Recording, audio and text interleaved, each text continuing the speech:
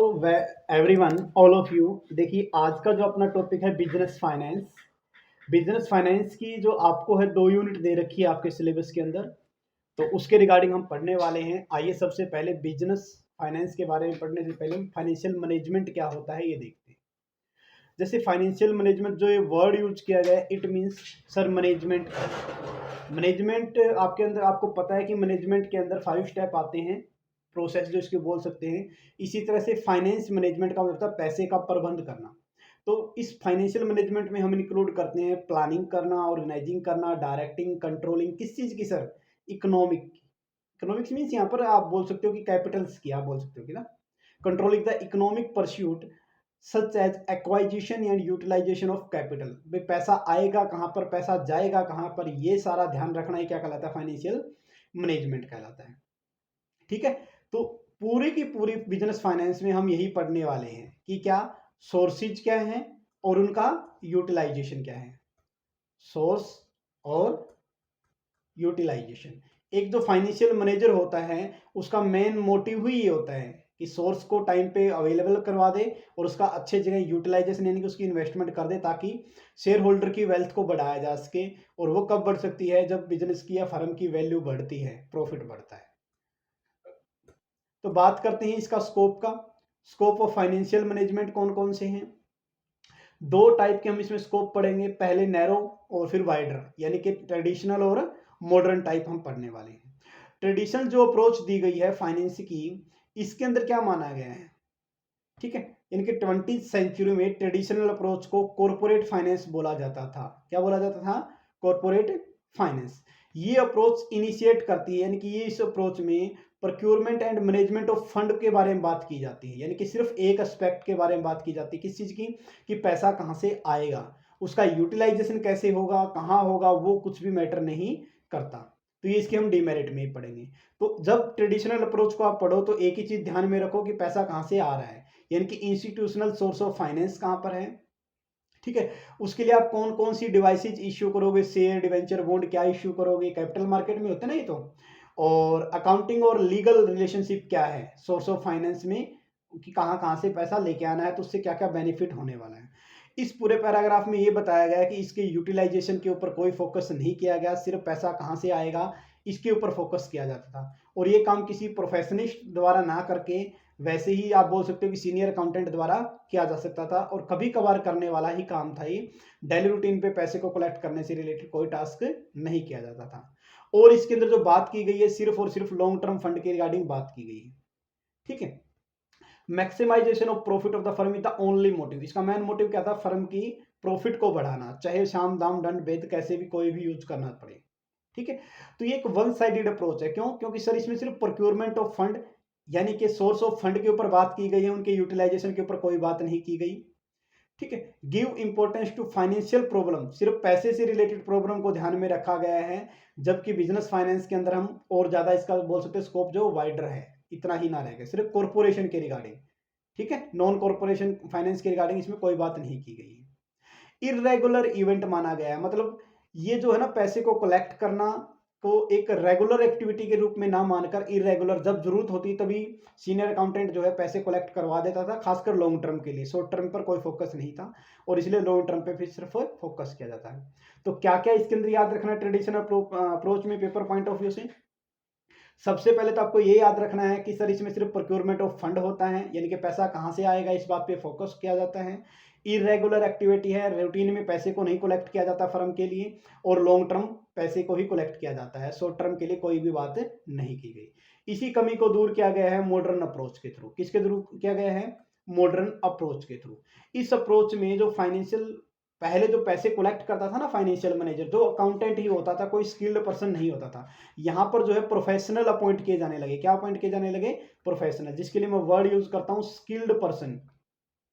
ठीक है ना। स्किल्ड पर्सन को अपॉइंट किया जाने लगा, जिसको हम फाइनेंशियल मैनेजर बोलते हैं। उसका मेन मोटिव क्या होता था? यहाँ वहां पर था मैक्सिमाइजेशन ऑफ द फर्म के प्रॉफिट को बढ़ाना, और यहाँ पर है वेल्थ को बढ़ाना, ये भी इसका मेन मोटिव है। ठीक है ना। प्रॉफिट जो है वो एक वाइड नैरो टर्म है, वेल्थ जो है एक वाइडर टर्म है। वेल्थ के अंदर सोसाइटी का बेनिफिट भी आ जाता है, जो कंपनी के अंदर काम कर रहे हैं उनका बेनिफिट के बारे में भी हम बात करते हैं। तो यहाँ पर जो फाइनेंशियल मैनेजर था वो क्या था, स्किल्ड था। वहाँ पर ट्रेडिशनल अप्रोच के अंदर सिर्फ और सिर्फ प्रोक्योरमेंट ऑफ फंड पर फोकस किया जाता था, जबकि मॉडर्न अप्रोच में उसके यूटिलाइजेशन के ऊपर भी फोकस किया जाता है। इसलिए फाइनेंशियल मैनेजर के जो टास्क है ना उसको 3 पार्ट में डिवाइड किया गया है, इन्वेस्टमेंट डिसीजन, फाइनेंशियल डिसीजन और डिविडेंड डिसीजन।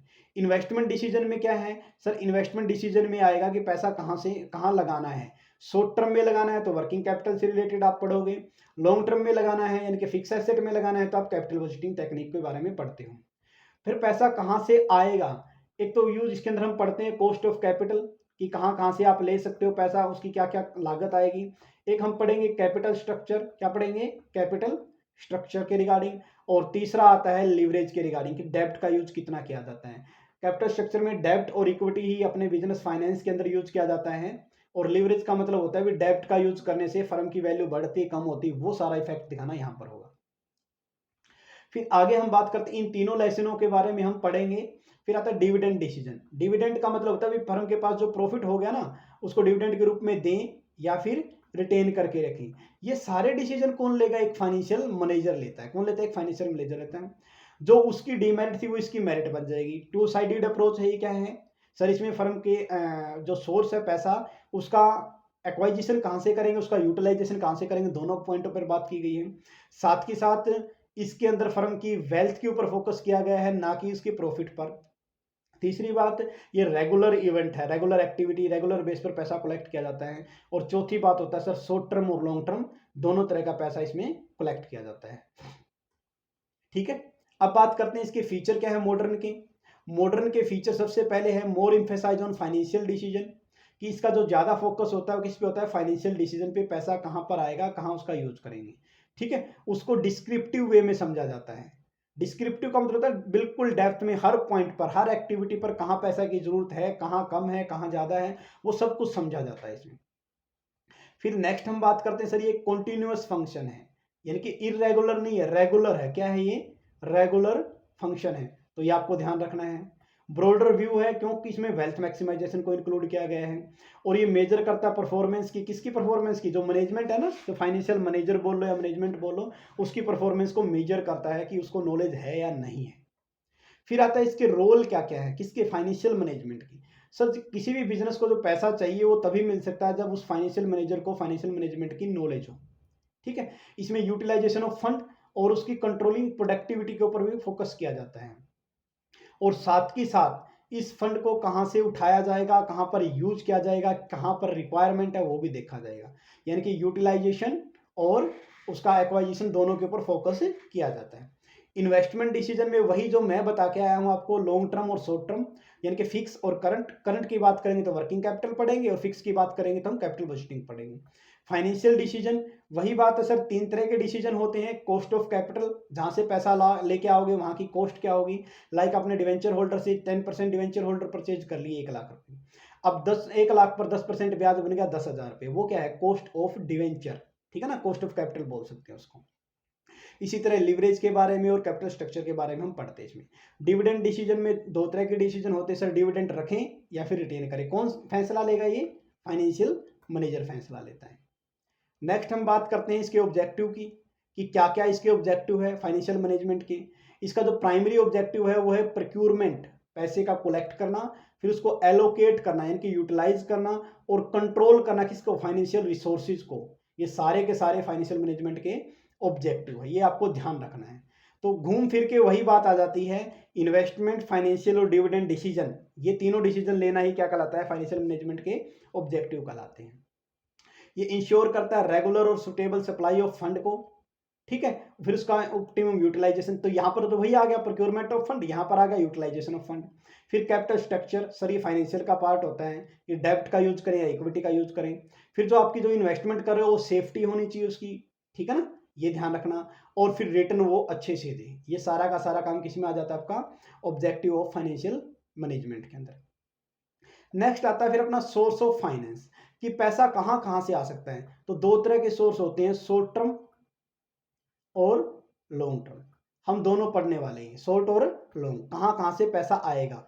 यूटिलाइजेशन की बात नहीं कर रहे हैं यहाँ पर, पैसा कहां से आएगा बस। लेकिन ये बात है कि शॉर्ट टर्म में अगर आपको इन्वेस्टमेंट करनी है तो शॉर्ट टर्म से पैसा लो, लॉन्ग टर्म में इन्वेस्टमेंट करनी है तो लॉन्ग टर्म से आपको पैसा लेना चाहिए। तो वन बाय वन एक प्रीवियस ईयर में यहाँ से क्वेश्चन बना था, क्या ये दे दिया गया कि कौन सा शॉर्ट टर्म का पार्ट है और कौन सा लॉन्ग टर्म का, इनकी इसके एग्जाम्पल। तो 3 तरह के डिवाइड कर सकते हैं सोर्स ऑफ फाइनेंस को। पहले on the basis of time, time के बेस पर लॉन्ग टर्म और शॉर्ट टर्म आपने सुना है।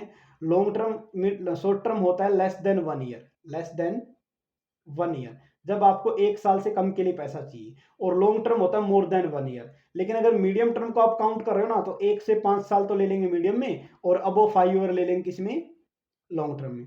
अगर मीडियम टर्म ना दे रखा हो ना, तो 1 से ऊपर ही लॉन्ग टर्म काउंट करते हैं, ये याद रखना आपको पहले तो। इसके बाद करना on the basis of ownership या कंट्रोल के बेस पर, ओन्ड और ब्रोड। भाई अपना पैसा है या फिर उधार लिया है। अपना पैसा किस चीज का सर, इक्विटी का, प्रेफरेंस का, रिटेन अर्निंग, जो पैसा बच गया था अनडिस्ट्रीब्यूटेड प्रॉफिट उसको बोलते हैं। या कोई भी डिवेंचर जिसको फ्यूचर में कन्वर्ट करना शेयर में, वो भी पहले से ही हम काउंट कर लेंगे। और कोई भी वेंचर फंड है या प्राइवेट इक्विटी है जो अपने अपने रिलेटिव वगैरह से पैसा लिया है ओनर से, तो वो भी आएगा प्राइवेट प्लेसमेंट वाला। बोरोड का मतलब होता है डिवेंचर होल्डर से लिया, किसी बैंक से लोन ले लिया, या फिर फाइनेंशियल इंस्टीट्यूशन। नॉर्मली जो फाइनेंशियल इंस्टीट्यूशन है लॉन्ग टर्म के लिए लोन दे देते हैं, और कमर्शियल बैंक शॉर्ट टर्म के लिए लोन देते हैं। फिर बात करते हैं बेसिस ऑफ जनरेशन। जनरेशन का मतलब इंटरनल है या एक्सटर्नल है। तो इंटरनल में तो आपके कौन से आ जाएंगे, इंटरनल में आएंगे जो आपके जो ओन्ड वाले थे। कौन से थे, जो ओन्ड वाले थे सारे के सारे, equity, preference, retained, convertible debenture, या फिर वेंचर फंड बोल सकते हैं, प्राइवेट इक्विटी बोल सकते हो। और एक्सटर्नल में आएंगे ब्रॉड वाले, रिटेन, आप बोल सकते हो रिटेन प्रॉफिट, या रिड्यूस ऑफ वर्किंग कैपिटल, या फिर सेल ऑफ एसेट के रिगार्डिंग। ये चार्ट आपको याद रखना है। अब अगर मैं बात करता हूं मोटा मोटी आपकी लॉन्ग टर्म और मिड टर्म और शॉर्ट टर्म, क्योंकि क्वेश्चन यहां से आया था, इसलिए इसको थोड़ा सा डेप्थ में आपको कराएंगे, ठीक है। तो सबसे पहले लॉन्ग टर्म में क्या क्या आता है सर, इक्विटी से पैसा लेते हैं, प्रेफरेंस से।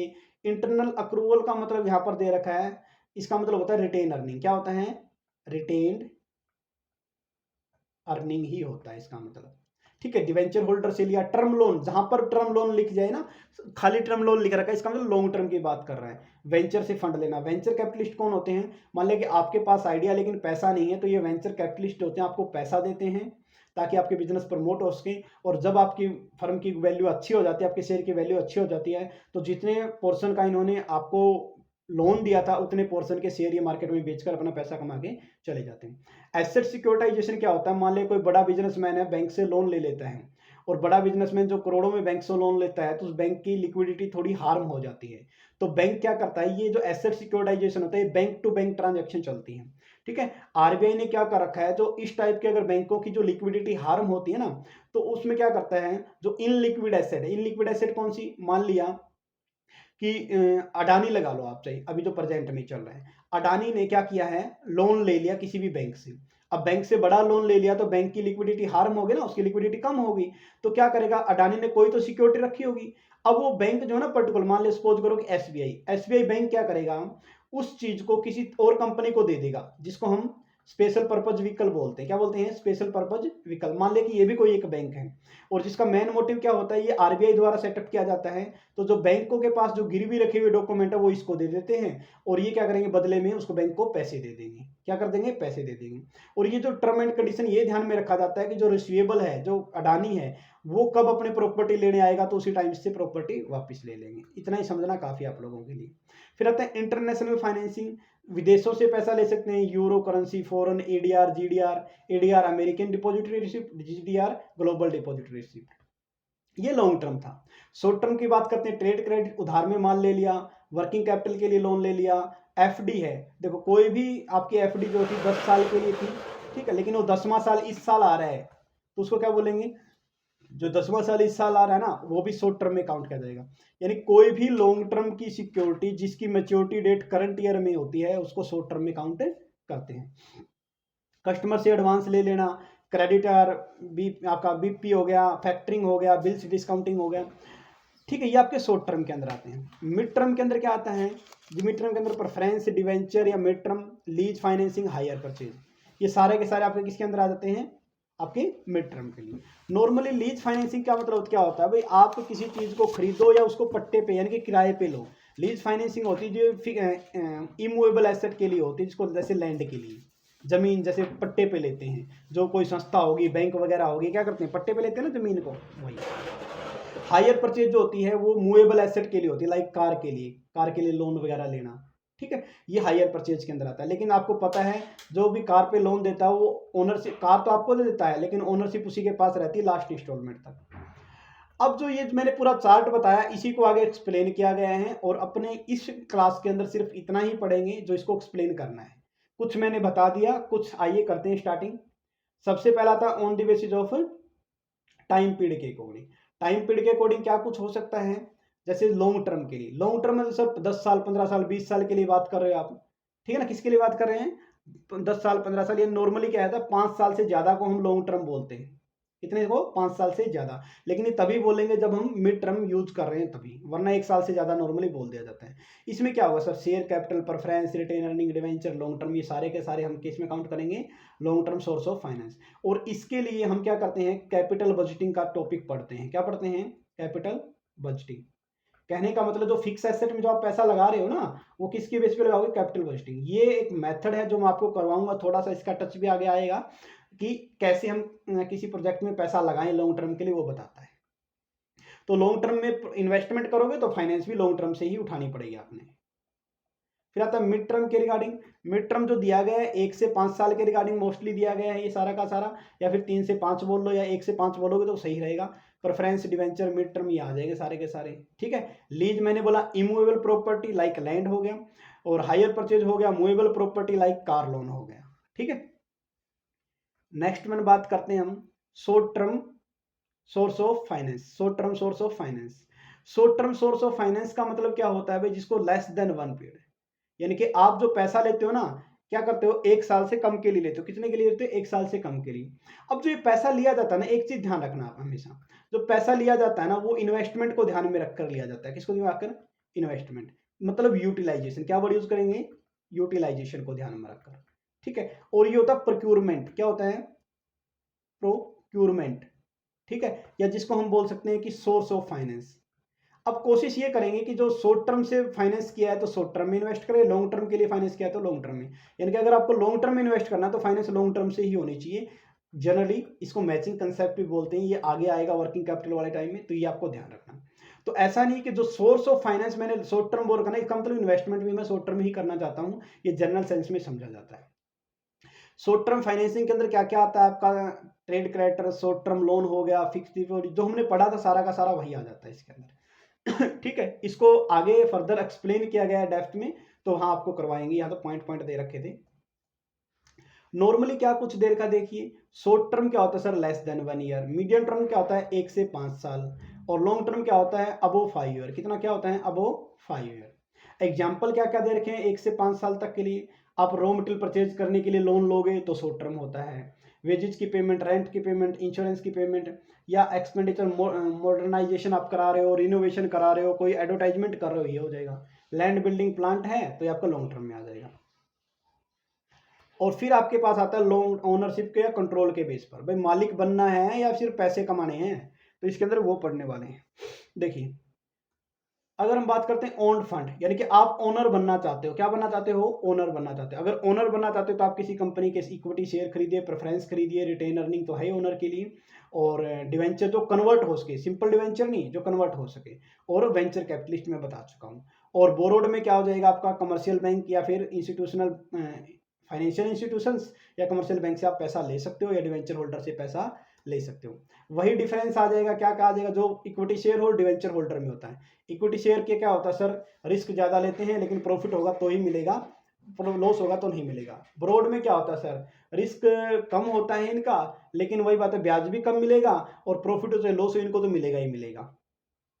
फिर आता आपका according to the source of generation. Internal में वही जो पैसा बचा हुआ कौन सा, आपका रिटेन प्रॉफिट हो गया, या फिर वर्किंग कैपिटल, या फिर आपका सेल ऑफ एसेट्स, या आ गया आपका इंटरनल के अंदर। ठीक है, एक्सटर्नल के अंदर नॉर्मली एक्सटर्नल के अंदर ये डिवेंचर होल्डर ना लेकर एक्सटर्नल का मतलब तो आउटसाइड द कैपिटल जनरेट की जाती है, किससे, आउटसाइड द बिजनेस से जनरेट की जाती है, इसके अंदर वो सारा का सारा आ जाता है। ठीक है, अब अगर मैं बात करता हूं जो हमने चार्ट पढ़ा उनमें से जो इंपॉर्टेंट पॉइंट हैं उनको यहां पर फर्दर डेप्थ में एक्सप्लेन किया गया है। सबसे पहले ट्रेड क्रेडिटर, 30 से लेके 90 दिन तक अगर आप किसी सप्लायर से उधार माल खरीद पा रहे हो ना, तो आपके लिए ट्रेड क्रेडिट हो गया, उधार हो गया, ठीक है ना। क्यों? क्योंकि जो 90 दिन के लिए जो आपने पैसा मान लिया, एक्सपोज करो, आपने क्या किया, 1 लाख रुपए का सामान खरीद लिया, किससे? सप्लायर से खरीदा सर। और सप्लायर को कैश दोगे तो 1 लाख रुपए वहां चले गए। अब मान लिया कि 3 महीने के उधार के लिए आपके पास क्या हो गया, 1 लाख रुपए बच गया ना। अब इस 1 लाख रुपए को कहीं इन्वेस्ट करके, कहाँ इन्वेस्ट करोगे सर? शॉर्ट टर्म में ही करेंगे, वहां से आप इंटरेस्ट की कमाई खा सकते हो, ऐसे बोल सकते हैं।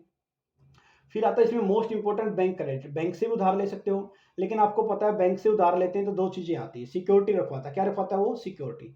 पर्सनल सिक्योरिटी का मतलब क्या होता है? जो ब्रोवर होता है उसको बैंक वाले अच्छी तरह जानते हैं और उसको लोन सेक्शन कर देते हैं। क्या कर देते हैं? लोन सेक्शन कर देते हैं। उसकी क्रेडिट वर्थनेस देखी जाती है कि वो कितना बैंक का पुराना कस्टमर है और कब कब उसने लोन लिया और क्या टाइम पे पेमेंट की या ना की। सिक्योरिटी ऑफ एसेट का मतलब हम जैसे कोई भी लोग लोन ले सकते हैं, इसमें आप गिरवी रखते हो सामान को, मूवेबल गुड्स। लाइक आप क्या करते हो, जो अपना बिजनेस होता है ना, बिजनेसमैन, वो क्या करता है, जो अपने गुड्स जो माल बेचता है वही क्या करता है, गिरवी रख देता है। क्या रख देता है? गिरवी रख देता है, यानी कि उसके डॉक्यूमेंट गिरवी रख देता है, आप ऐसे बोल सकते हो, और लोन ले लेता है। इसी तरह अगर आपने किसी और कंपनी के शेयर खरीद रखे थे, उस शेयर सर्टिफिकेट को आपको गिरवी रख के बैंक में, तो वहां से लोन ले सकते हैं। फिर आता है टाइटल ऑफ गुड्स। मान लिया कि आपने क्या किया, सामान मंगवा रखा है किसी सप्लायर से, रेलवे के द्वारा, समझाने के लिए बता रहा हूँ, किसके द्वारा? रेल के द्वारा आपने क्या किया, सामान मंगवा रखा है। अब जो सामान मंगवा रखा है, रेलवे में क्या है, सामान आ रहा है आपका, और क्या किया, जो सप्लायर था ना, सप्लायर कौन था? सप्लायर ने ऑनलाइन एक रसीद तो आपके पास भेज दी और एक माल के साथ लगा के छोड़ दी। अब आप क्या करोगे, रेलवे स्टेशन पे जाओगे और वहां जो रेलवे स्टेशन के जो वेयर हाउस होते हैं, जो सप्लायर ने रिसिप्ट दी थी ना, वो रेलवे स्टेशन डिपार्टमेंट को दिखाओगे, ठीक है, और बदले में आपका सामान ले आओगे। और जो ये स्लिप होती है ना, ये बियरर टाइप की होती है, मतलब जो ये स्लिप दिखाएगा माल उसी को दे देगा रेलवे। तो जो स्लिप होते हैं ना, स्लिप को जो ओनरशिप बोल सकते हैं, टाइटल का मतलब होता है ओनर। तो जिसके पास ये स्लिप होती है ना, वही मान का ओनर हो जाता है। तो अगर आप इस टाइप की कोई स्लिप है, तो बैंक में गिरवी रख के लोन ले सकते हो, क्योंकि अगर आपने नहीं दिया ना, तो बैंक वाले क्या करेंगे, उस स्लिप को लेके उस माल को निकलवा के बेचकर अपने पैसे पूरे कर लेंगे। फिर आता है एफडी, रिसिप्ट। एफडी करवा रखी है आप, नॉर्मली हर कोई घर में करवाता है एफडी, तो उस एफडी की जो रसीद होती है ना, वो भी बैंक में जमा करवा के लोन ले सकते हो। 90% तक लोन एक्सेप्ट हो जाता है उस पर। या कोई इंश्योरेंस पॉलिसी के कागजात है, वो रख लो। ज्वेलरी, सोना, मथ्यूज फाइनेंस सुनते होगे आप, ठीक है, सोना आधी रात का गहना बोला जाता है कि जब चाहे तब इसको कैश में कन्वर्ट करवाया जा सकता है, ठीक है। या कोई भी सिक्योरिटी, सिक्योरिटी मीन्स आपने किसी पेंशन प्लान है, कोई किसान विकास पत्र है उसमें, या नेशनल सेविंग सर्टिफिकेट है, वहां पर पैसा लगाते तो उनके डॉक्यूमेंट रख दो और वहां से भी आपको सिक्योरिटी में लोन मिल जाएगा। तो ये दो टाइप की सिक्योरिटी होती है, पर्सनल सिक्योरिटी और आपकी गुड्स की सिक्योरिटी या एसेट्स की सिक्योरिटी। लेकिन जो एसेट्स की सिक्योरिटी होती है ना, अब कुछ में तो बैंक क्या करता है, एसेट अपने पास रखवा लेता है, कुछ में नहीं रखवाता। तो इसके रिगार्डिंग हमें जो पढ़ना होगा ना, वो पढ़ना होगा मोड ऑफ सिक्योरिटी। क्या पढ़ना होगा हमें? Mode of security. ये एसेट की रिगार्डिंग बात कर रहा हूं मैं, किसकी रिगार्डिंग बात कर रहा हूं, जो आपने था ना सिक्योरिटी ऑफ एसेट्स, उसके अंदर जो एसेट अपने पास रखेगा बैंक या नहीं रखेगा, वही पढ़ने वाले हैं। आइए, तो पहला इसके अंदर आता है, सबसे पहला हाइपोथिकेशन। क्या आता है? हाइपोथिकेशन। जो हाइपोथिकेशन मतलब गिरवी रखना ही है सारा काम। हाइपोथिकेशन का मतलब भी गिरवी रखना ही होता है, प्लेज का मतलब भी गिरवी रखना ही होता है। लेकिन हाइपोथिकेशन के अंदर होता क्या है, ये पढ़ने वाले हैं। एक मोड ऑफ सिक्योरिटी है जिसके बेस पर बैंक क्रेडिट प्रोवाइड करवाता है किसी ब्रोवर को। ये मूवेबल प्रॉपर्टी होती है, बस ये ध्यान में रखना है। क्या याद रखना, अलग अलग ऐसे लिखते जाना आप भी, जब भी नोट्स बनाओ ना, तो मूवेबल प्रॉपर्टी यानी कि आपको कोई इन्वेंट्री ऑफ गुड्स वगैरह उसके बैंक के पास रखने पड़ेंगे। तो सर क्या गुड्स रखना पड़ेगा, नहीं रखना पड़ेगा? देखिए, although the bank does not have physical possession of goods, यानी कि बैंक है ना सामान अपने पास नहीं रखवाएगा, लेकिन उसके लीगल राइट रखवा लेगा, डॉक्यूमेंट रखवा लेगा, उसको बोलते हैं हाइपोथिकेशन। क्या बोलते हैं? ये नए ब्रोवर को नहीं मिलती, पुराने को मिलती। किसको मिलती है? पुराने को। ये ध्यान रखना। क्या क्या याद रखना हाइपोथिकेशन में? सर मूवेबल प्रॉपर्टी पे लोन दिया जाता है, और साथ के साथ गुड्स को नहीं रखता बैंक अपने पास, लेकिन उसके लीगल राइट यानी कि ओनरशिप के डॉक्यूमेंट रख लेता अपने पास। फिर आता है प्लेज के रिगार्डिंग। प्लेज भी इसी की तरह है, बस समझने वाला क्या है, समझने वाला यह है कि इसमें बैंक है ना, जो एसेट्स होती है ना, जो आप गिरवी रखते हो, उसको अपने पास रख लेता है। उसको क्या कर लेता है? अपने पास रख लेता है। तो सर ये तो बेलमेंट में होता था, कॉन्ट्रैक्ट एक्ट अगर आपने पढ़ा हो तो वहां पर बेलमेंट में होता था कि जो प्लेजर है या बेलर है या बेली है, तो इसी तरह से क्या होता है, बेलमेंट में होता है। तो बैंक यहाँ पर क्या करता है, जो याद रखना आपको, कि जो आप गुड्स गिरवी रखोगे ना, उस गुड्स को फिजिकल पोजेशन के साथ साथ उसकी ओनरशिप को भी अपने पास रखता है, यानी कि फिजिकल पोजेशन रखता है। बस ये याद रखना, क्या रखता है? Physical possession. Sir physical possession लगता है, इसका मतलब है कि सर फिर अगर मान लिया कि उसने गोल्ड रख लिया, क्या रख लिया? सपोज करो गोल्ड रख लिया, तो जो गोल्ड रख लिया ना, तो सर गोल्ड रखा, अगर गोल्ड में कुछ टूट फूट होगी तो कौन जिम्मेदार होगा? जिम्मेदार होगा बैंक ही। कौन होगा? बैंक ही। लेकिन अगर आप पेमेंट नहीं करते ना, तो चाहे किसी भी पोजीशन में, चाहे वो हाइपोथिकेशन हो, चाहे प्लेज हो, चाहे जो भी हम आगे पढ़ेंगे, अगर आप पेमेंट नहीं करोगे तो बैंक उस गुड्स को सेल करके अपना पैसा वसूल कर लेगा, और कुछ अगर एक्स्ट्रा होगा तो वापस आपको पे कर देगा। ठीक है। इसके बाद आते हैं लीन। क्या आता है? लीन। लीन जो है, लीन का मतलब होता है, ये भी एक टाइप का राइट ऑफ, आप बैंक को राइट दे देते हो कोई भी गुड्स रखने का। ठीक है, लेकिन यहाँ पर फिजिकल पोजेशन यहाँ पर भी नहीं होता। ये दो तरह की होती है, एक होती है पर्टिकुलर लीन, एक होता है जनरल लीन। पर्टिकुलर लीन और जनरल लीन सुनो क्या होता है। मान लिया आपके पास है ना ए बी सी डी, चार तरह की कारें हैं। क्या है? चार तरह की कारें। आपने लोन ले लिया, आपने लोन लिया ना, तो ये बोला पहले ए कार को बैंक के पास बोला ले इसके डॉक्यूमेंट ले ले और मुझे लोन दे दे। अगर आपने लोन की पेमेंट नहीं की तो बैंक क्या करेगा? इस ए कार को बेच देगा। हालांकि बी सी डी और कार आपके पास, उसको नहीं बेच पाएगा। क्यों? क्योंकि आपने पर्टिकुलर लीन लिया हुआ है। लेकिन अगर आपने जर्नल लीन लिया है, कौन सा लीन लिया है? जर्नल लीन। मतलब आपने ये बोला बैंक को कि आप मुझे लोन दे दो, मेरे पास है ना ए बी सी डी चार कारें हैं, मेरे को लोन दे दो आप, अगर मैं पेमेंट ना करूं तो इनमें से कोई भी उठा लेना। तो फिर बैंक की मर्जी है कि किसी को भी उठा सकता है। उसको बोलते हैं क्या? जर्नल लीन बोलते हैं। क्या बोलते हैं? जर्नल लीन बोलते हैं। ठीक है। तो इसमें देखिए क्या होता है, generally refer to the right of a party to retain goods belonging to another party until the डेब्ट ड्यू टू हिम पेड। जब तक आप बैंक का पैसा नहीं दोगे तब तक ये काम किया जा सकता है। फिर आता है मोर्गेज। अब तक हम पढ़ रहे थे मूवेबल प्रॉपर्टी, जिसको एक स्थान से दूसरे स्थान पर आप हिला डुला सकते हो। अब जो मोर्गेज होता है ना, ये होता है इमूवेबल प्रॉपर्टी के लिए, जिसको बंधक ऋण बोलते हैं। क्या होता है? इमूवेबल प्रॉपर्टी के लिए। जो करता है उसको मोर्गेजर, और जो बैंक होगा उसको मोर्गेजी बोलते हैं। ठीक है, ये तो कोई बड़ा इश्यू नहीं था यहाँ पर। तो मोर्गेजर यानी कि mortgage interest in the property terminate as soon as the डेब्ट इज पेड। जैसे ही आप डेब्ट की पेमेंट कर देते हो, आपको अपनी जमीन के कागजात मिल जाएंगे। इसको बस जमीन के कागजात मान लो आप, लैंड के रिगार्डिंग जो, ठीक है ना, डॉक्यूमेंट, वो हो जाएगा सारा का सारा। फिर एक तो चार्ज। ये मोर्गेज और चार्ज जो है ना, सेम टू सेम लगते हैं। क्यों? क्योंकि सर दोनों के लिए इमूवेबल प्रॉपर्टी को बैंक के पास गिरवी रखना पड़ता है। लेकिन इन दोनों के अंदर फर्क क्या है? फर्क देखिए। पहला, चार्ज जो है, no transfer the interest of property though in the security for the payment. यानी कि बैंक के पास आप ओनरशिप के कागजात नहीं रखते, नहीं रख सका मतलब बैंक के पास ओनरशिप ट्रांसफर नहीं होती, और मॉर्गेज में ओनरशिप ट्रांसफर हो जाती है। ठीक है। चार्ज जो है वो एक्ट बाई मतलब पार्टी के एग्रीमेंट के द्वारा भी हो सकता है, या फिर ऑपरेशन ऑफ लॉ, कानून के द्वारा भी हो सकता है, जो आप काम करते हो उसके रिगार्डिंग। लेकिन मॉर्गेज हमेशा पार्टी द्वारा डिसाइड किया जाता है। चार्ज जो होता है रिटर्न में नहीं होता, मॉर्गेज हमेशा रिटर्न में होता है। ठीक है। चार्ज जो can not enforce against the transferee for consideration without notice. यानी कि चार्ज जो है, नोटिस देना पड़ेगा जिससे आप पैसे ले रहे हो। मान लीजिए बैंक ने क्या किया, चार्ज पे रख लिया, इट मीन है कि आपको जो ब्रोवर है उससे नोटिस देना पड़ेगा उसको कि हम आपकी जो ये बेचने वाले हैं, जबकि मॉर्गेज में ऐसा नहीं होता। तो हमने अब तक क्या पढ़ा? हमने पढ़ा ट्रेड क्रेडिट, जब सप्लायर से उधार लेते हैं। फिर पढ़ा बैंक क्रेडिट। बैंक क्रेडिट में हमने पढ़ा सर दो तरह की सिक्योरिटी रखनी पड़ेगी, पर्सनल और एसेट आपको रखनी पड़ेगी। एसेट में फिर हमने पढ़ा कि सिक्योरिटी कितने कितने टाइप की हो सकती है, किस किस सिक्योरिटी का आप रख सकते हो और कैसे कैसे रख सकते हो मोड, ये हमने पढ़ने वाला था। अब जो बैंक के पास हमने सिक्योरिटी तो रख दी, अब बात आती है बैंक के पास सिक्योरिटी रखने के पास आपको मिलेगा क्या। बैंक के पास सिक्योरिटी रखने के पास आप लोन ले सकते हो। क्या ले सकते हो? लोन। लोन जो होता है इसमें एक सेपरेट अकाउंट आपका खोल के देगा। बस सबसे इंपॉर्टेंट बात क्या है कि जैसे ही आपके खाते में पैसे चले जाएंगे, पूरी अमाउंट के ऊपर ब्याज देना पड़ेगा। मान लिया कि आपके खाते में अगर 10 लाख रुपए बैंक ने डाल दिए और आपने 1 रुपया भी नहीं निकलवाया, तो जिस दिन आपके खाते में डल गए ना, उसी दिन से पूरा ब्याज देना पड़ेगा, चाहे आप निकलाओ, चाहे आप पैसे निकलवाओ या फिर ना निकलवाओ। याद रह जाएगा, इंटरेस्ट किस पे लगेगा? होल अमाउंट पे। बस इसमें यही याद करना है।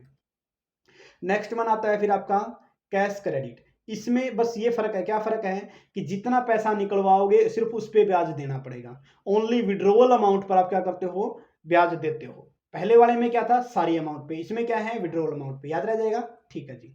फिर आता है बैंक ओवरड्राफ्ट, इसमें पर्सनल सिक्योरिटी गिरवी रखनी पड़ती है। कहने का मतलब होता है कोई फिक्स एसेट गिरवी नहीं रखनी पड़ती।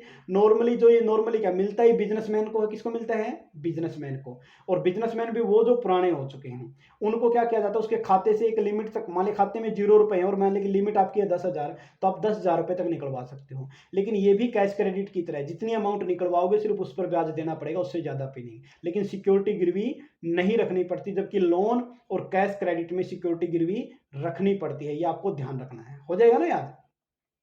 अब दोबारा से सुन लेना अगर ना समझ में आए तो। फिर इसके बाद दे रखा है डिस्काउंटिंग बिल। क्या दे रखा है, बिल को डिस्काउंट करवाना। डिस्काउंटिंग बिल का मतलब क्या होता है, देखिए मान लिया कि आप हो ए, कोई भी कंपनी है, और एक कंपनी है मान लिया कि बी। आपने क्या किया, ए ने बी को उधार माल बेच दिया, क्या कर दिया सर, क्रेडिट सेल कर दी, और बोल दिया कि 1 महीने बाद पैसे दे देना। कितने महीने बाद, मान लिया कि 1 मंथ बाद। ठीक है, ये क्या एग्रीमेंट हो गया। लेकिन आपको ना इमरजेंसी पड़ गई, अभी पैसे चाहिए मेरे को। आप बी के पास गए, ए बी के पास गया, बोला सर पैसे दे दो। बी बोला भाई अगर पैसे होते तो मैं तेरे से उधार क्यों खरीदता। ये बात भी उसकी जायज है बी की।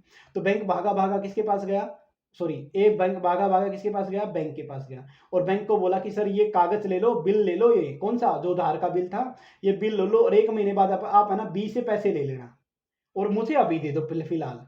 तो बैंक ने बोला भाई मेरा क्या होगा, तो हमने बोला कमीशन रख लेना। तो बैंक क्या करेगा, अपना कमीशन रख लेगा। तो बैंक ने क्या किया, इस बिल को डिस्काउंट करा दिया। डिस्काउंट का मतलब यहाँ पर छूट नहीं, डिस्काउंट का मतलब होता है भुनाना, कैश में कन्वर्ट कराना। तो इसको बोलते हैं बिल डिस्काउंटिंग। क्या बोलते हैं, बिल डिस्काउंटिंग। याद रह जाएगा नहीं रह जाएगा, हाँ जी साहब। क्या, ए ने उधार माल बेचा बी को 1 महीने के लिए, लेकिन ए को पैसे की जरूरत पड़ गई बेचते ही, बी के पास गया, बी ने मना कर दिया कि हमारे पास तो है ही नहीं। तो ए गया बैंक के पास, बैंक ने बोला ठीक है 1 महीने बाद मैं इससे ले लूंगा। और ये अगर मान लीजिए बी पैसे नहीं देता बैंक को, तो ए की रिस्पॉन्सिबिलिटी है, बैंक ए से पैसे ले लेगा और अपना कमीशन काट के उसी टाइम पैसे दे देता है इसको। ठीक है, ये ध्यान रखना, इसको बोलते हैं बिल डिस्काउंटिंग। फिर आता है लेटर ऑफ क्रेडिट। क्या आता है, लेटर ऑफ क्रेडिट। ये मोस्टली जो ना एक्सपोर्ट इंपोर्ट करते टाइम किया जाता है। किस टाइम किया जाता है, इंटरनेशनल ट्रेड के टाइम नॉर्मली। इसके अंदर होता क्या है, जो सप्लायर है ना, सप्लायर अब ना तो उसको विश्वास, क्यों, क्योंकि वो मान ले कि दूसरे देश का, मान ले कि अमेरिका का, कहां पर है, अमेरिका का है। और जो बायर है ना, बायर, वैसे तो एक्सपोर्टर इंपोर्टर बोलेंगे, लेकिन समझाने के लिए मैं बायर लिख देता हूं। बायर जो है वो इंडिया का। एक दूसरे का विश्वास किसी पे नहीं, हम तो वैसे भी ना करें। ठीक है, सप्लायर हम बोलते हैं सप्लायर को माल बेच दे, सप्लायर बोलता पहले पैसे भेज दे। अब क्या करते हैं, बात फंस गई यहाँ पर, भाई पैसे कौन भेजे पहले। तो सप्लायर अपने अमेरिका के बैंक के पास जाएगा और बायर इंडिया के बैंक के पास जाएगा, और ये दोनों बैंक आपस में ट्रांजैक्शन कर लेंगे, क्योंकि इन दोनों की तो क्रेडिबिलिटी होती है। तो क्या होगा, जैसे ही सप्लायर माल भेज देगा, क्या भेज देगा, सप्लायर माल भेज देगा, बायर अपने बैंक के थ्रू इसको पैसे भेज देगा। बस सप्लायर माल तो भेजेगा मान ले कि समुद्र के रास्ते, लेकिन सप्लायर क्या करेगा, जैसे समुद्र के रास्ते माल भेजा, अपने अमेरिका के बैंक में वो रसीद दे देगा माल की। अब ये रसीद चली जाएगी इंडिया के बैंक में, और इंडिया का बैंक तभी बायर को वो रसीद देगा जब बायर पेमेंट कर देगा। ठीक है, इसको बोलते हैं लेटर ऑफ क्रेडिट। इसी तरह वर्किंग कैपिटल के लिए लोन लेना तो ये शॉर्ट टर्म में आ जाता है। तो अब तक हमने क्या पढ़ा, 2 ही पॉइंट पढ़े थे, ट्रेड क्रेडिट और बैंक क्रेडिट। आइए नेक्स्ट पढ़ते हैं हम अब फैक्टरिंग। क्या पढ़ते हैं, फैक्टरिंग। फैक्टरिंग जो होता है ये बिल, आप बोल सकते हो कि ये जो फैक्टरिंग है ये बिल डिस्काउंटिंग की तरह ही होता है। किसकी तरह होता है, बिल डिस्काउंटिंग। यानी कि ये भी ए बी, और यहाँ पर बैंक की जगह ना आप कीवर्ड वर्ड यूज करेंगे फैक्टर। क्या वर्ड यूज करेंगे, फैक्टर वर्ड यूज करते हैं। तो वही क्रेडिट सेल इसको कर दिया। अब इसमें क्या आ सकता है, जरूरी नहीं कि सेल करने के बाद बैंक के, जैसे उसमें तो क्या था, माल उधार बेचने के बाद आता था बैंक के पास, लेकिन इसमें क्या होता है पहले भी। ये जो फैक्टर होता है, बड़ी कंपनियां होती है, ये क्या करेगी, ए को बोलेगी, ऐसे बोलेगी भाई तू तेरा मन करे ना उसको उधार बेच दे, या फिर एक काम करेगा फैक्टर अपनी लिस्ट बना देगा भाई इनको उधार बेच दे। अब ए का काम मैन मोटिव क्या है, सेल को बेचना, क्रेडिट सेल लगातार बेच रहा है वो, और पैसे कौन निकलवाएगा, बी। अब मान ले कि अगर ये बोल दे कि फैक्टर कि भाई सारी रिस्पॉन्सिबिलिटी मेरी, तेरे खाते भी मैं मेंटेन कर लूंगा, तेरे डेटर से ही पैसा ले लूंगा, सारा काम कर दूंगा, मतलब जो भी तेरा अकाउंट रिसीवेबल का है सारा का सारा काम। तो इस टाइप से क्या है कि 2 तरह के कोर्स होते हैं, एक होता है विदाउट विदाउट रिकोर्स, और एक होता है विद रिकोर्स। क्या होता है, विद रिकोर्स फैक्टरिंग। ये 2 मोस्ट फेमस हैं, विदाउट रिकोर्स और विद रिकोर्स फैक्टरिंग। जो विदाउट रिकोर्स होता है ना, इसमें तो फैक्टर की लाइबिलिटी होती है। किसकी होती है, फैक्टर की। यानी कि फैक्टर बोलता है भाई अगर वो पेमेंट नहीं देगा ना डेटर, तो मैं सुलटूंगा, तेरे को कोई टेंशन नहीं है। तो इस कंडीशन में ना ये कमीशन क्या लेगा, हाई। विदाउट रिकोर्स में कमीशन क्या लेगा, हाई। क्यों, आखिरी रिस्पॉन्सिबिलिटी किसकी है, फैक्टर की। विद रिकोर्स में फैक्टर बोलता है मेरे को नहीं पता, मैं इससे पैसे मांगने चला जाऊंगा, दे दिए ठीक है, वरना तेरे से ले लूंगा। इसमें रिस्पॉन्सिबिलिटी होती है क्लाइंट की। तो यहाँ पर फैक्टर को कमीशन क्या मिलेगा, लो मिलेगा। ठीक है, इसको बोलते हैं फैक्टरिंग। बिल डिस्काउंटिंग की तरह ही है, लेकिन मैंने बोला बिल डिस्काउंटिंग में तो क्या है, ए ने बी को उधार माल बेच दिया, फिर आया बैंक के पास भागा भागा, लेकिन इसमें पहले भी आ सकता है, बाद में भी आ सकता है, और जो बी होता है वो अच्छा भी हो सकता है, बुरा भी हो सकता है। नॉर्मली सारे अकाउंट मेंटेन करता है, तो फैक्टरिंग जो एक वाइडर टर्म है। कंज्यूमर एडवांस, कस्टमर एडवांस बोल लो। कस्टमर एडवांस कैसे, जैसे थार आई हुई है महिंद्रा की, क्या आई हुई है, थार गाड़ी। अब थार गाड़ी आ गई, एडवांस बुकिंग करवा दो भाई, तो ये एक तो सस्ता जरिया होगा ना शॉर्ट टर्म के लिए। ऐसा तो है नहीं कि थार आज पैसे जमा करवाओ 5 साल बाद में निकालेंगे, ऐसा तो नहीं होगा ना। तो नॉर्मली क्या होता है, शॉर्ट टर्म के लिए होता है 3 महीने 6 महीने मैक्सिमम। इतने के लिए क्या करते हैं, पब्लिक एडवांस पैसा जमा करवाती बिना ब्याज के, तो एडवांस वहां से शॉर्ट टर्म अर्निंग हो जाती थार वाली कंपनी यानी कि महिंद्रा को। फिर आता है loan from unorganised sector. Unorganised sector होता है जो अपने गांव में नहीं होते, देसी देसी क्या बोलूँ, अब मान लिया कि जो साहूकार होते हैं, जो पैसे वाले होते हैं, बेचारे किसान क्या करते हैं, किसान भी बैंक में तो अब जन धन खाते से थोड़ा बहुत तो हो गया चलन की बैंक का नॉर्मली, लेकिन अब भी गांव में मिलता है कि अपने जो जो सेठ होता है, जो दलाल होता है, उसी के पास जाके अपनी फसल को गिरवी रख देते और पैसे ले लेते। ये अनऑर्गेनाइज सेक्टर। तो वहां से भी यानी कि कहने का मतलब होता है अपने जान पहचान से, गाँव वालों से वहां से पैसे ले लेना। वो क्या होता है, शॉर्ट टर्म के लिए देते हैं। किसके लिए देते हैं, शॉर्ट टर्म के लिए। फिर आता है कमर्शियल पेपर। कमर्शियल पेपर जो ना इशूड बाय कंपनी द्वारा इशू किया जाता है। किसके द्वारा इशू किया जाता है, कंपनी, जो रेपुटेड कंपनियां, जो फाइनेंशियली स्ट्रॉन्ग कंपनियां होती हैं, ये क्या करती है, कमर्शियल पेपर इशू करती है आम पब्लिक से पैसा लेने के लिए। लेकिन अगर मान लीजिए कस्टमर और आप बोल सकते हो कंपनी दोनों बीच में कोई दलाल नहीं है, तो इसको डायरेक्ट पेपर बोलते हैं, और बीच में दलाल है तो इसको डीलर पेपर बोलते हैं। ये सीपी होता है, कंपनी द्वारा इशू किया जाता है शॉर्ट टर्म के लिए। एक प्रोमिसरी नोट होता है कि आम पब्लिक को बोलते हैं कि आप पैसा हमारी कंपनी में लगाइए, हम आपको ब्याज ज़्यादा देंगे बैंक डिपॉजिट से। ये शॉर्ट टर्म के लिए हो गया। फिर आता है लॉन्ग टर्म फाइनेंसिंग। वही इश्यू ऑफ शेयर इशू कर दो, इक्विटी प्रेफरेंस, सबको पता है, इसमें कोई ऐसा बताने की जरूरत नहीं है। इक्विटी क्या होता है सर, जिसको प्रेफरेंस के बाद कैपिटल मिलती है। हाँ, जो इसमें सबसे इंपॉर्टेंट पॉइंट है वो आपको ध्यान रखना। क्या ध्यान रखना है, जो प्रेफरेंस वाले होते हैं ना, प्रेफरेंस, और एक होता है इक्विटी। मान ले कि वाइंडिंग अप करें तो सबसे पहले मिलेगी सर कैपिटल, पहले प्रेफरेंस को, उसके बाद इक्विटी को, फिर मिलेगा इनका डिविडेंड, पहले प्रेफरेंस को फिर इक्विटी को। ऐसा कभी नहीं होगा जब तक लिखित में स्पष्ट तौर पे ना लिखा हो कि प्रेफरेंस को तो कैपिटल भी दे दी और डिविडेंड भी दे दी और बाद में इसको डिविडेंड, इक्विटी को कैपिटल मिले, ऐसा नहीं। पहले दोनों को कैपिटल दो, लेकिन हाँ प्रेफरेंस को पहले, इसको बाद में, फिर दोनों को ये दो। ये ध्यान रखना आपको। टाइप क्या क्या होते हैं ये सबको पता है, ये पढ़ लेना, थ्योरेटिकल ज़्यादा नहीं कराऊंगा मैं। फिर इश्यू ऑफ डिवेंचर क्या होते हैं आप सबको पता है सर, कि इनको फिक्स रेट लिखी होती है, चाहे प्रॉफिट और लॉस हो देना पड़ता है, कंपनी को भी बेनिफिट होता है। ठीक है, ये सारे के सारे हो जाएगा। हाँ, एक बात और याद करना है कि जो प्रेफरेंस, जो आपके शेयर थे वो 20 साल के लिए मैक्सिमम इशू किए जा सकते हैं, इनके 20 साल बाद में रिडीम करना पड़ेगा। इरिडीमेबल डिवेंचर भी नहीं रहे और रिडीमेबल प्रेफरेंस शेयर भी नहीं रहे, ये थोड़ा करेक्शन कर लेना। प्रेफरेंशियल कितने के लिए सर, 20 साल के लिए, और डिवेंचर कितने के लिए, 10 साल के लिए इशू किए जाते हैं मैक्सिमम। ये पॉइंट पूछा जा सकता है पेपर में, तो आपको यहाँ से याद कर लेना चाहिए। ठीक है, रिडीमेबल में तो जिसका पेमेंट किया जा सकते हैं। फिर आता है loan from special financial institution. Special financial institution जैसा नाम मेंशन है, जो नाम वही, जैसे मान लो बोले हाउसिंग फाइनेंशियल इंस्टीट्यूशन, अगर आपको घर के लिए लोन चाहिए तो वहां चले जाओ। ठीक है, इंश्योरेंस के लिए चाहिए तो इंश्योरेंस फाइनेंशियल इंस्टीट्यूशन, जो इरडा वगैरह हो गया वो जो होल्ड करता है उसके ऊपर। फाइनेंशियल कॉर्पोरेशन शॉर्ट टर्म के लिए चाहिए तो सीडबी वगैरह, लॉन्ग टर्म के लिए चाहिए आईडीबीआई। ये नॉर्मली है ना मैक्सिमम 25 साल तक के लिए लोन देते हैं, लेकिन ये क्या करते हैं, ब्याज तो लेते हैं कम, लेकिन ये 25 साल तक जो लोन देगा ना, तो आपकी फर्म में ये इंटरफेरेंस ज़्यादा करते हैं कि आपके बोर्ड ऑफ डायरेक्टर में अपने मेंबर बिठा देंगे। क्यों, कहीं आपका पैसा लेके ये मतलब कहीं आप इनका पैसा डुबा ना दो। Proving from commercial bank, normally 1 साल के लिए मिलता है, लेकिन इस टर्म को हर साल एक्सटेंडेड कर, याद रखना हर साल रिन्यू करके 5 साल तक ले जा सकते हैं। कमर्शियल बैंक जैसे पीएनबी हो गया, एसबीआई हो गया, सेबी हो गया, ये कमर्शियल बैंक में आ जाते हैं। फिर आता है पब्लिक डिपॉजिट। क्या आता है, पब्लिक डिपॉजिट। पब्लिक डिपॉजिट भी शॉर्ट टर्म का है। इसमें क्या करते हैं, जो कंपनियां होती हैं वो क्या बोलते हैं, देखो दो तरह के। एक तो मान ले कि आप लोग हो, जो नॉर्मली बैंक के आपका जो सेविंग अकाउंट होता है ना, वहां पर मिलता है 5% ब्याज आपको, मान लिया। इसी तरह ये क्या करेगा, बैंक इस पैसे को देगा इंडस्ट्री को, और इंडस्ट्री से लेगा 10%, मान ले कि 8% ब्याज। कितना लेगा, 8% ब्याज। तो 3% खा रहा है ना, ठीक है, 3% खा रहा है। तो अब ये क्या करते हैं कंपनी वाले है ना, आम लोगों को बोलते हैं कि आपको 5 मिल रहा था ना, हम आपको 6.5% देंगे। आम लोग बोलेंगे भाई आपको क्या फायदा है सर, ये बोलेगा हमें 8 मिल रहा था, अब हम आपको 6.5 दें तो हमें 6.5 मिल जाएगा। तो 1.5% का हमें बेनिफिट, 1.5% का आपको बेनिफिट, क्यों ना दोनों मिलकर काम कर लें। तो ये पब्लिक डिपॉजिट होता है। इसके फायदे नुकसान अपने अपने हैं, क्या है, लोगों का पैसा डूब सकता है, फायदा क्या है कंपनी के लिए, कंपनी को मन चाहे तब वापस कर सकती है, ठीक है। नॉर्मली ये रेपुटेड कंपनी ही करती है पब्लिक डिपॉजिट का पैसा। फिर आते हैं इसके अंदर रिटेंशन ऑफ प्रॉफिट। कई बार क्या होती है, कंपनी जो है डिविडेंड डिस्ट्रीब्यूट ना करके अपने पास पैसा रख लेती है और उस पैसे का जब चाहे शॉर्ट टर्म लॉन्ग टर्म के लिए यूज किया जा सकता है। लीज फाइनेंसिंग जो होता है ये होता है इमूवेबल एसेट के लिए। किसके लिए होता है?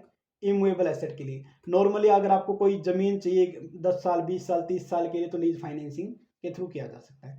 अलग अलग टाइप की होती है। फाइनेंशियल लीज होती है, मान लीजिए एक एसेट है, मतलब कि बिल्डिंग है 100 साल तक चलेगी। कितने साल तक? 100 साल तक। उसके बाद है ना वो रहने लायक नहीं, उसके अंदर कोई रहे तो कोई कभी भी गिर सकती है। जैसे अभी तुर्की में बिल्डिंग गिर गई है, वो तो भूकंप के कारण है, लेकिन समझाने के लिए बता रहा हूँ।